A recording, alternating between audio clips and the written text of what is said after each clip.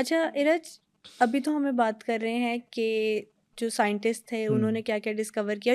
Scientist से याद आया, ये भी साइंटिस्ट को जब यटी की स्कल मिली तो उन्होंने एक्सपेरिमेंट करके बता दिया ये कोई जानवर नहीं है, हुँ। ये है कोई सुपर नेचुरल चीज़ ही। हाँ, ये जब उनको स्कल का जो एक बाल था उसके हम्म। ऊपर जब उन्होंने उसकी रिसर्च की तो उन्होंने कहा कि ये किसी जानवर की नहीं है।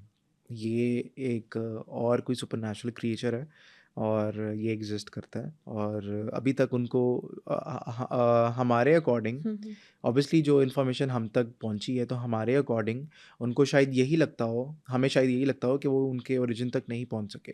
लेकिन मुझे ये लगता है कि वो ओरिजिन तक पहुंच गए।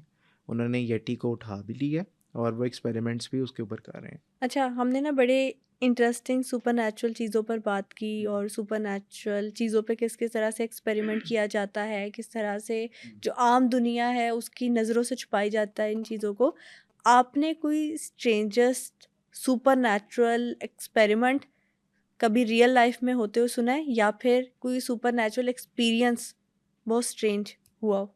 एज सच तो नहीं, लेकिन जब हम लेक सैफुल मलूक गए थे तो जो हम एक शो प्रोड्यूस कर रहे थे और वहाँ पर लबीबा बड़ा ही एक मिस्टीरियस किस्म का और है सैफुल हम्म। मलूक वाली साइड पे। ज़ाहिर बात है कि उसकी अपनी एक फोकलोर हिस्ट्री है कि वो परियां आती थीं, नहाती थीं, फिर एक प्रिंस था, शहज़ादा था, वो उसको परी से प्यार हो गया।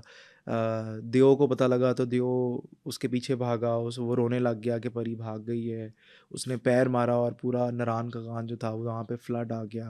हम्म। तो अच्छा, मैं उस केव में भी गया हूँ जिस केव में वो परी और वो जो प्रिंस थे वो छुपे थे दियो से बचने के लिए। डर लगता है वहां जाके? नहीं, कुछ भी नहीं है, लेकिन एक वाइब है। हम्म। क्योंकि मुझे तो शौक है ना, मैं एक्सप्लोर करने का, देखने का, फील करने का। अच्छा, सैफुल मुलूक पे अगर आप जाएंगे ना तो एक बड़ा मिस्टीरियस किस्म का ऑरा है उस जगह का।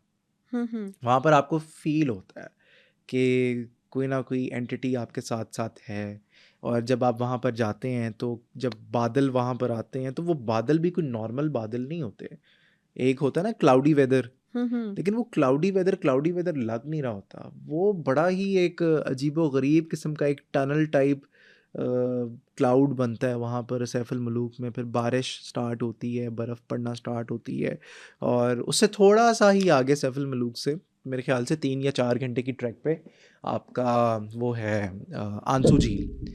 आंसू झील जो है वो कहते हैं कि जब परी चली गई थी उस प्रिंस के साथ तो देओ जो था वो रोने लग गया था और उसका वो इतना रोया था कि उसके आंसुओं का हाँ। एक टीयर शेप का लेक वहाँ पर ये बन एक गया कहानी था। बनी हुई है। कहानी है, लेकिन एक तो वहाँ पर रात को किसी को स्टे नहीं करने देते। मेरा नहीं ख्याल कि कोई रात को वहाँ पर स्टे करता है सैफुल हम्म। मलूक, क्योंकि कहते यही हैं कि अलाउड नहीं है वहाँ पर स्टे करना। और दूसरा ये कि जब हम उस केव में गए थे, मैं जब उस केव में गया था जिस केव में वो परी और वो शहज़ादा छुपे थे, तो वो केव बाहर से दिखने में बहुत इस तरह लगता है, लेकिन आप जैसे-जैसे अंदर जाते हो ना, वो केव लबीबा ऐसे फैलता जाता है। ओके। और उस केव के ऊपर ना एक दरबार है। तो कहते ही हैं कि जब वो इस केव में छुपे थे, तो उनको मिस्टिकल फोर्सेस ने उस देव से बचा के रखा था। क्योंकि ऑब्वियसली जब देव आएगा, वो देखेगा कि इतना सा तो केव है, तो हम्म। अंदर कौन जा सकता है? बिल्कुल तो ऐसे ही है। जब हम एंटर हुए, तो वो केव जो था, वो ऐसे एक्सपैंड होता गया। क्या फीलिंग थी उस टाइम? बड़ी ज़बरदस्त किस्म की फ़ील अभी भी मैं बात कर रहा हूँ, मेरे रोंगटे खड़े हो रहे हैं क्योंकि वो एक्सपीरियंस रीलाइव करना। हम्म। अच्छा, वो जो केव हम्म। था वो कनेक्ट होता था सैफुल मलूक, लेक सैफुल मलूक से। ओके। अब वो जो अंदर जाके जब केव आता है ना, तो वो जो एरिया जो कनेक्ट होता है सैफुल मलूक वाली साइड पे, उसको कवर किया गया पत्थरों के साथ। एक्सेस ठीक। उसकी रोकी गई है कि आगे नहीं जाना, बस यहाँ तक।